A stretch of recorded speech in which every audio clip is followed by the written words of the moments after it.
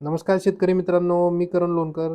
Soybean कापूस या पिकासाठी जे अनुदान सरकार देणार आहे, या अनुदानासाठी अर्ज सुरू झालेले आहेत. हेक्टरी ₹5,000 मिळणार आहेत. हे सर्वांना माहीतच आहे. या व्हिडिओमध्ये आपण फॉर्म कुठे भरून द्यायचा आहे, काय काय माहिती भरायची आहे, काय काय डॉक्युमेंट्स लागणार आहेत, याच्याबद्दलची थोडक्यात माहिती जाणून घेऊया.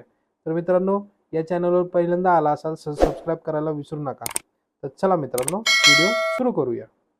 तर मित्रांनो, दिनांक 8 ऑगस्ट 2024 हा हे लेटर आहे. त्याच्यामध्ये काय दिलेलं आहे, कोणी दिलेलं आहे, कशाबद्दल आहे, याच्याबद्दल आपण चर्चा करणार आहोत.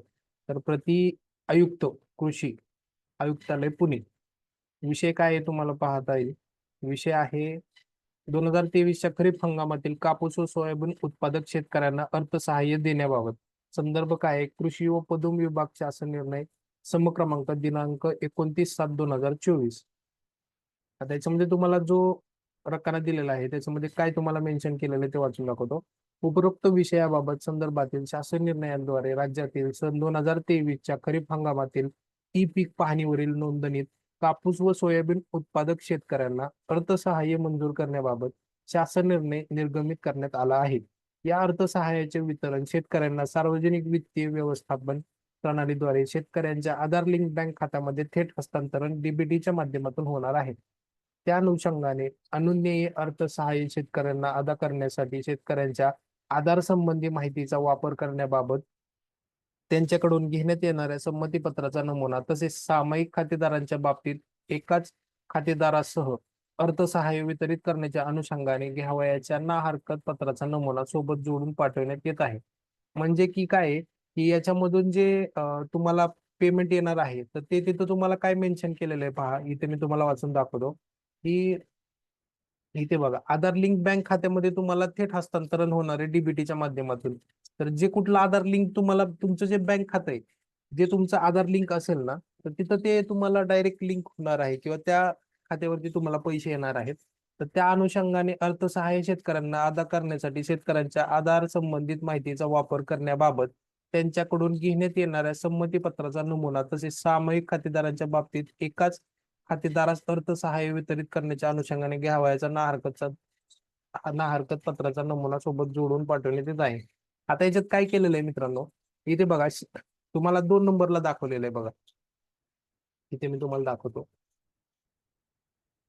तेव्हा हा जो दिलेला आहे ना मुद्दा, इथे बघा, शेतकऱ्याच्या आधार संबंधित माहितीचा वापर करण्याबाबत त्यांच्याकडून घेण्यात येणाऱ्या संमती पत्राचा नमुना. म्हणजे स्वतःच एक शेतकऱ्यांचं संमती पत्र आहे. तर ते पत्र कसं असणार आहे, काय असणार आहे, त्याचा नमुना आपल्याला खाली या पीडीएफ मध्ये दिलेला आहे. त्याच्याबरोबर जर समजा तुमचं सामूहिक क्षेत्र आहे, तर तुम्हाला काय करायचंय, एकत्रित क्षेत्र आहे, एकाच खातेदारासह अर्थसहाय्याचे वितरित अनुषंगाने घ्यायचा ना हरकत. म्हणजे जर समजा एखाद्या, आता समजा 4 असतील, आता समजा मुलगा, वडील आणि भाऊ असे 3 जण असतील, तर वडिलांच्या खात्यावरती पैसे येणार आहेत आणि त्यांची जी खालची 2 जण आहेत वारस म्हणून दोन्ही मुलं, तर त्या दोघांचं ना हरकत दाखला तुम्हाला याच्यामध्ये घ्यायचा आहे. आता हे कसं घ्यायचंय, काय करायचंय, याच्याबद्दलची माहिती इथे. आता हे कशा पद्धतीचं संमतीपत्र असणार आहे किंवा काय असणार आहे ते इथे बघा. तुम्हाला संमतीपत्र दिलेलं आहे, स्वतःच्या संमतीचं पत्र आहे. ह्याच्यामध्ये तुम्हाला सर्व माहिती मेन्शन केलेली आहे. सन 2023च्या खरीप हंगामातील ई पीक पाहणी पोर्टलवर नोंदणी कापूस व सोयाबीन उत्पादक शेतकऱ्यांना अर्थसहाय्य व कृषी विभागाच्या अन्य योजनेअंतर्गत अनुदान सुविधा उपलब्ध करून देण्याकरिता मी खाली सही करणार. या संमतीपत्राद्वारे माझ्या आधार क्रमांकाचा वापर करून त्या आधारे बायोमेट्रिक किंवा तत्सम प्रणालीद्वारे प्राप्त वैधतेसह मला मिळावयाच्या लाभासाठी आधार, वित्तीय इतर अर्थसहाय्य लाभ सेवा यांचे लक्षित वितरण अधिनियम 2016 नुसार संमती देत आहे. माझ्या आधार संबंधी माहितीचा वापर केवळ माझी ओळख पटवण्याकरता येणार असून ही माहिती इतर कोणत्याही अन्य कारणासाठी वापरली जाणार नाही अशी खात्री बाळगतो. आता इथे बघा, तुम्हाला दिलेलं आहे तुमचा जिल्हा आहे, तुमचा तालुका आहे, तुमचं कुठलं गाव आहे ते गाव दिलेलं आहे. त्याच्यानंतर तुम्हाला इथं शेतकऱ्याचे संपूर्ण नाव, आडनाव इंग्रजी व मराठीमध्ये इथे दिलेलं आहे. तुमचं पहिलं नाव टाकायचंय, मधले नाव, तुमचं आडनाव काय आहे, पुन्हा परत तुम्हाला खाली इंग्लिशमध्ये लिहायचं आहे ते. म्हणजे जर समजा कोणाला मराठीत येत नसेल तर त्यांच्यासाठी त्यांनी मुद्दाम इंग्रजीमध्ये दिलेला आहे.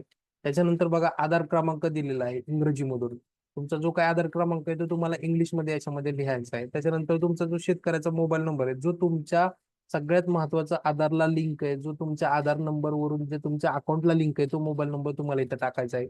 ज्या दिवशी तुम्ही अर्ज देताय त्या दिवसाचा अर्जाचा दिनांक आहे. त्याच्यानंतर तुमचं नाव आणि सही करायची इथं. तुम्ही जर अर्ज करताय तर इथं सही करायची आहे. त्यानंतर संबंधित कृषी सहाय्यकाची संबंध नाव स्वाक्षरी तुम्हाला इथं द्यायची आहे. या सर्व गोष्टी मित्रांनो याच्यामध्ये दिलेल्या आहेत. आणि जर कोणाचं सामायिक क्षेत्र असेल तर त्या सामायिक क्षेत्रासाठी इथे बघा ना हरकत पत्र दिलेलं आहे. त्या ना हरकत पत्रामध्ये तुम्हाला काय काय दिलेलं आहे, तर हा एवढा मोठा असा रकाना आहे. तर त्याच्यामध्ये तुम्हाला काय काय आहे ते मी वाचून दाखवतो. 2023च्या खरीप हंगामामध्ये ई पीक पाहणी पोर्टलवर नोंद झालेल्या कापूस व सोयाबीन उत्पादन शेतकऱ्याच्या अर्थसहाय्य देण्याचा निर्णय शासनाने घेतला आहे.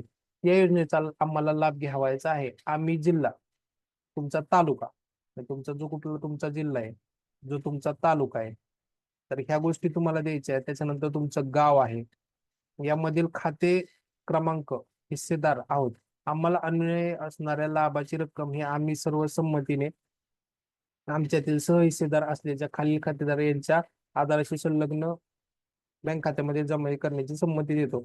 जो कोण संमती देतोय त्याचं खातेदाराचं पूर्ण नाव मराठी आणि इंग्लिशमध्ये दिलेलं आहे. त्याच्यानंतर तुम्हाला खातेदाराचा आधार नंबर आणि मोबाईल नंबर तुम्हाला इंग्लिशमध्येच टाकायचा आहे मित्रांनो. आणि एकूण जे काय तुमचे खातेदार असतील, इथे बघा तुम्हाला एकूण खातेदाराची नावासाठी एवढी मोठी लिस्ट दिलेली आहे. 10 जणांची लिस्ट दिलेली आहे. आणि अशा पद्धतीने इथे तुम्हाला इथे तुमच्या कृषी सहाय्याचं नाव द्यायचंय, सही करायची आहे.